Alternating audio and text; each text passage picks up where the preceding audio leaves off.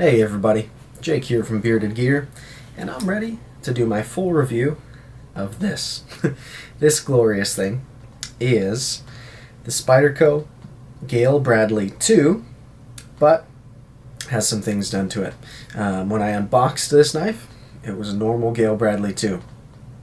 Very shortly after that, in fact, right after I finished filming the unboxing, I went ahead and recorded my scale swap of this knife. I put these sharp dressed knives, natural micarta scales on here, and I still have an OD green set to give away. I think I have a plan for that. That'll be announced soon. But yeah, I threw these natural micarta scales on here from Sharp Dressed Knives. The scales will be linked down below because I dig these, spoiler alert. I also threw on this MXG deep carry clip, and this knife has been better ever since.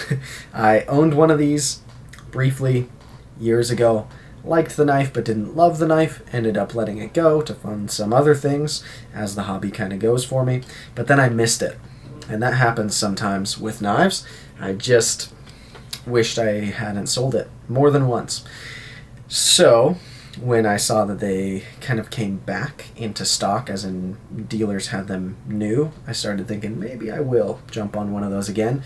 And then I found one on the secondary, a little bit less than they sold for new, and it was like new in box, and voila, here we have it. So, full review wise, I've got kind of a lot to say about this knife. I'm liking it a lot. I've already said quite a bit between my unboxing and my first impressions, plus I have that video of me installing these scales on here. But yeah, let's dive into how things went with this. So first things first, let's talk about the ingredients being used here. We have a blade in CPM M4. It is hollow ground, and I really dig M4, so I like that. We have, of course, these sharp dressed knives, natural micarta scales on here. If you buy this knife new factory without these swapped onto it somehow, then it will be their carbon fiber over G10 scales that they do a lot in Taichung. I happen to not like that material, so this is a big step up in my opinion. Sharp Dressed Knives has a number of different material options, including I think like some fat carbon ones for this model, so there's a lot you can do from him. On this side, we have, of course, the clip that I swapped. If you don't swap the clip, it's going to be a pretty typical Spyderco spoon clip, although it will be black to match the hardware, which is nice. Speaking of which, all our hardware is black. The standoffs are just some barrel spacers back here, and I like those. It's a nice, pretty open construction. Internally, I don't think I'll be able to show you. There is a little bit of weight relief. There are some kind of holes milled out internally so that reduces the weight of the liners a little bit. It is, of course, a liner lock, so get that to focus. You can see the lock up there. I've had no issues with lockup at all whatsoever. The lock bar is fully engaged with the lock face, but it's not traveling farther than I would like it to, or anything funky there. So, construction, those are the materials we're working with here. Let's talk about ergos, cutting, carry, all of my kind of typical things I drone on about when I review a knife, and we'll just walk through piece by piece and talk about how the experience was with this, and then we may get a little more kind of anecdotal at the end. But let's go ergos first. Ergonomically, I dig the GB2. The shape of this handle is fairly neutral, but I find that it's shaped almost more than it looks like, if that makes sense. Like the way that this finger groove works here, it's not an aggressive finger groove at all. It's a fairly muted finger groove compared to many others, which are much deeper, but I like the way it holds in here. And then there is just this littlest bit of curve here, and then we've got the hump back here, and just the way that the lines flow on this knife, they're all subtle, but they come together to make the knife, for my hand, feel really, really good. In a saber grip especially, there is a little bit of jimping up here on the spine where kind of the thumb ramp is leading up to the hole, but this is an example of what I would consider good jimping. It's not too aggressive, it's not uncomfortable to hold on to, and it does give me just a little bit more traction in a saber grip, so I like that. Hammer grip is also very comfortable. Reverse grip, very comfortable. I do have a good spot to put my thumb up on top. I like that in reverse grip. Reverse grip draw cut, almost even better, which is funny. Feels really good like that, especially for me to loop my finger up over the top. And then forward grip draw cut, very good as well. So this knife, in terms of a like worker user knife, the ergos definitely help its case. I find that holding on to this knife for just about any task I use a knife for, even funky stuff, it's just a good profile and shape. The scales, I feel, make the ergos, I don't know if it's fair to say better. The knife feels better to me, but it doesn't change the shape of the knife at all. It doesn't change the thickness that I can tell, but it does have a different texture to it than the carbon fiber over G10 stuff that they use from the factory. So I think these definitely improve the way it feels in my hand. I like this better, but I also like the way it looks better, and there are more reasons than just how it feels for me to prefer the micarta.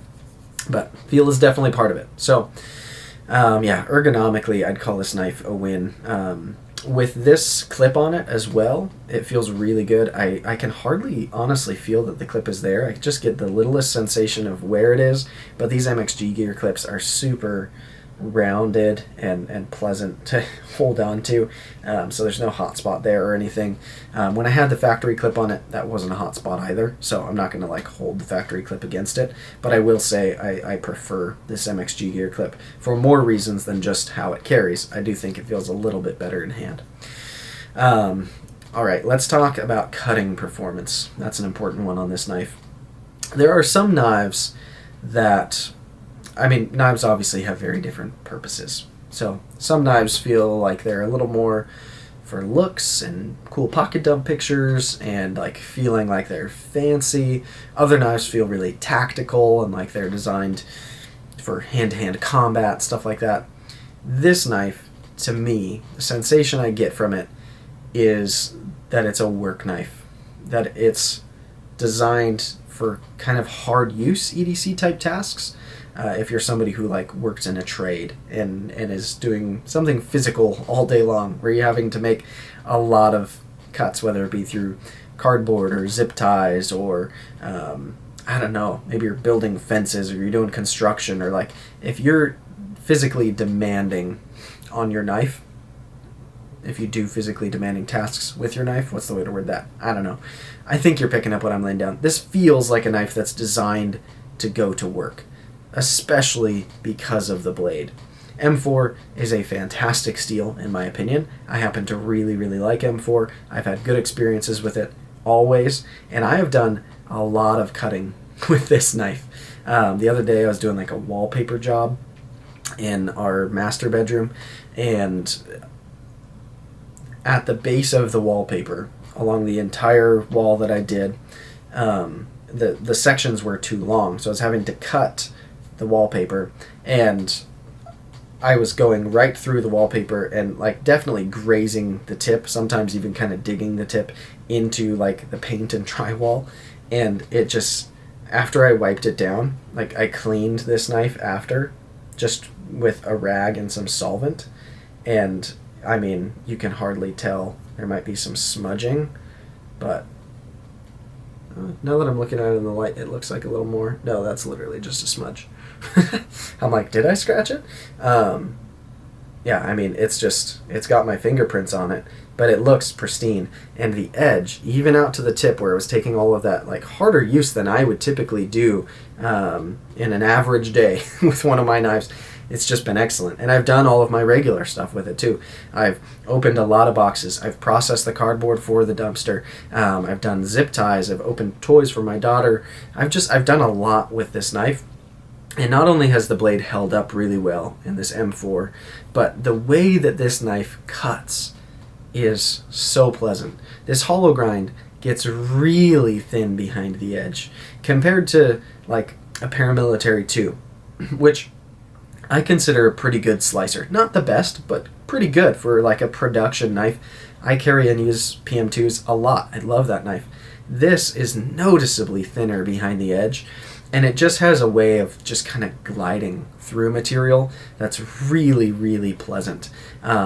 So not only that, but the way that, I mean, like from the tip to where the blade turns into handle, it's just a really well thought out blade shape. I like how the tip isn't super dainty, but it's not trying to be overly robust either. This is a fairly thin blade stock. It's noticeably thinner than PM2 blade stock.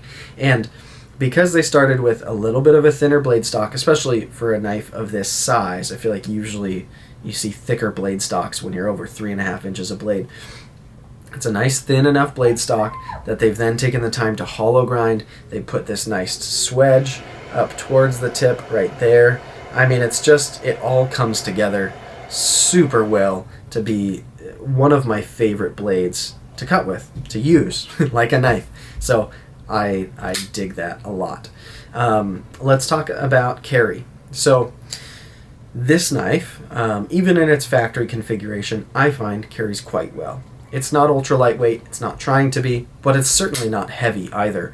The weight and balance and proportions of this knife feel absolutely right to me for the type of knife that it is. If they had tried to make this knife ultra lightweight, I feel like I wouldn't feel as confident in it as like the work knife that I view it as and that I've been using it as.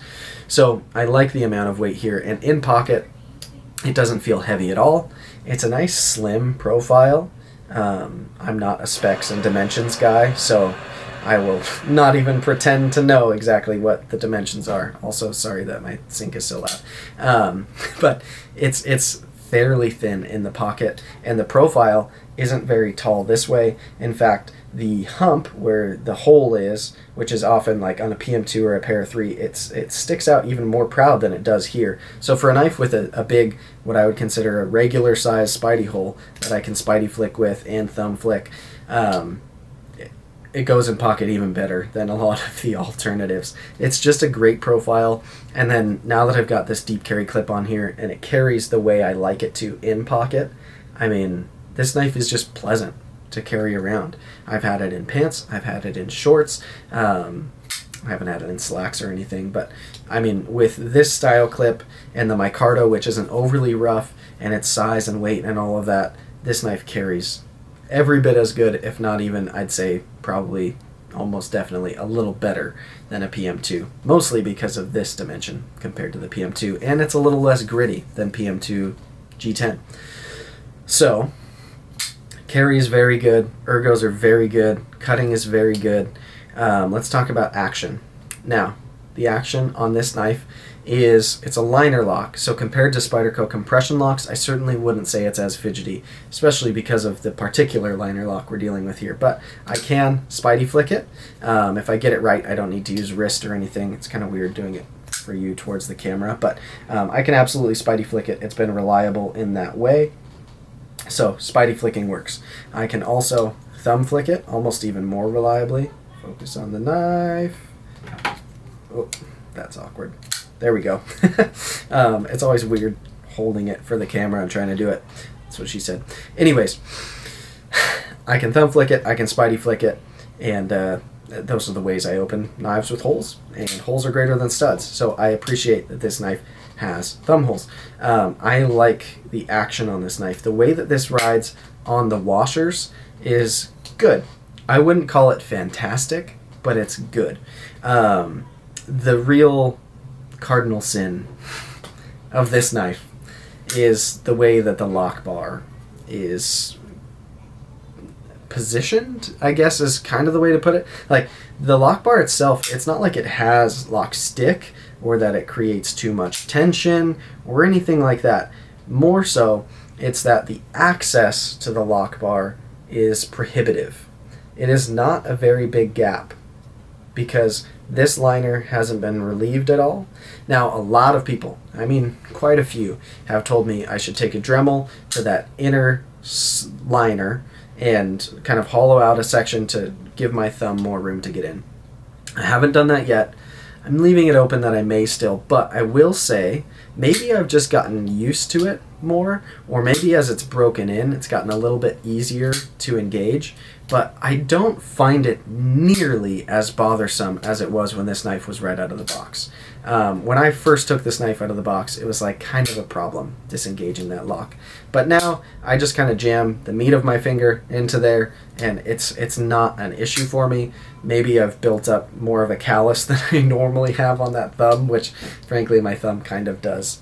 I don't know if you'll be able to see that. Kind of does have a bit of callus on it. But it doesn't bother me enough that I think I want to take a Dremel to the knife anymore. Again, leaving it open that I may decide to. And part of it could be that I've gotten so used to carrying this because I've had it in pocket so much to prepare for this review. But yeah, it just doesn't bug me enough that I'm not going to like run out today and take my Dremel to this liner. But yeah, the action overall is fine. I would say this is where this review might get a little bit interesting. I think this is the knife that Spyderco makes that is closest, arguably, and I will make the argument, to the Chris Reeve Sebenza.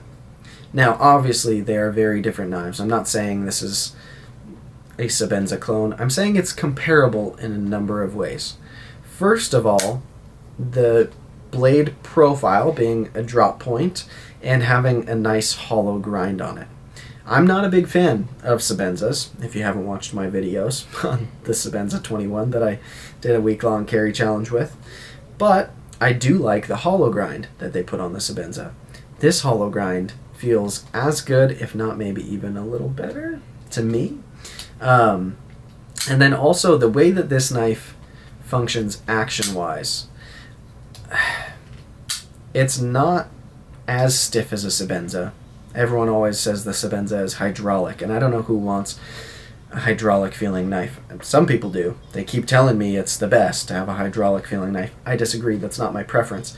But this knife has a similar level of kind of smooth resistance the whole way along, and then on closing, it's not exactly drop shutty. It's kind of like a Sebenza in that way. Like, it's still smooth if I'm pressing it shut, but it's not going to like free fall. Whereas with my PM2 or my Pair 3, if I'm holding on the compression lock, it will free fall.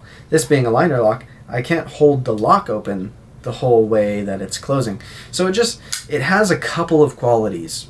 Like the blade profile and shape feel kind of Sebenza-esque to me, and then the action itself kind of feels like I imagine a Sebenza might if a Sebenza had a hole for deployment instead of studs. And then also just the size and like the silhouette of this knife is somewhat close. This knife ergonomically feels better to me than a Sebenza does. This knife to me carries a lot better than a Sebenza does, especially because of the weight and the clip placement.